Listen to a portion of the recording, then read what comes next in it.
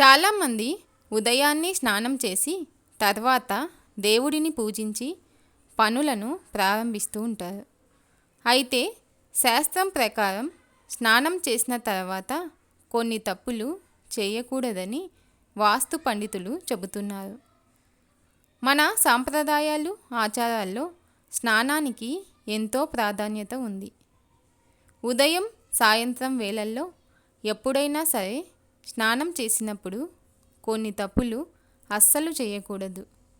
అవేంటో తెలుసుకుందాం.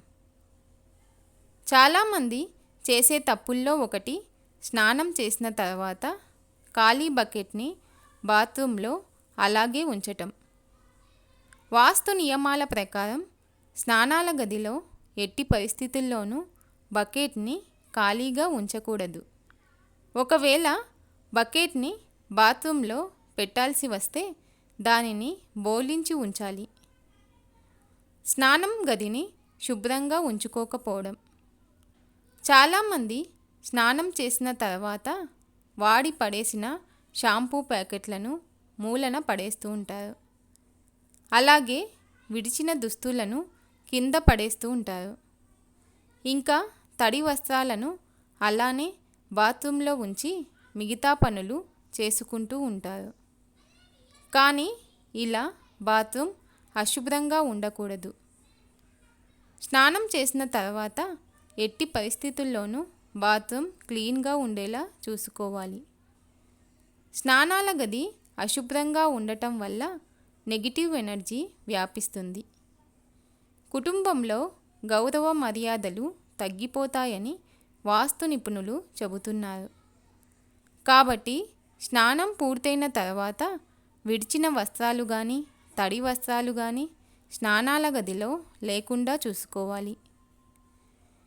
కొంతమంది మహిళలు తల స్నానం చేసిన తర్వాత తల ఆరకుండానే కుంకుమ బొట్టు పెట్టుకుంటూ ఉంటారు. కానీ ఎప్పుడూ ఇలా చేయకూడదు.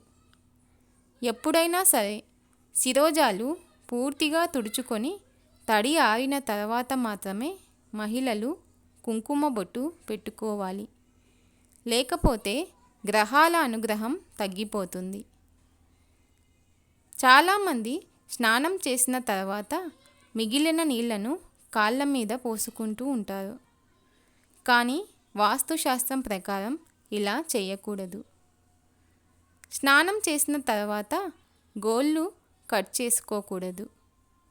స్నానం చేసే ముందే గోళ్ళను కట్ చేసుకోవాలి. కొంతమందికి తిన్న వెంటనే స్నానం చేసే అలవాటు ఉంటుంది. కానీ ఎట్టి పరిస్థితుల్లో ఇలా చేయకూడదు.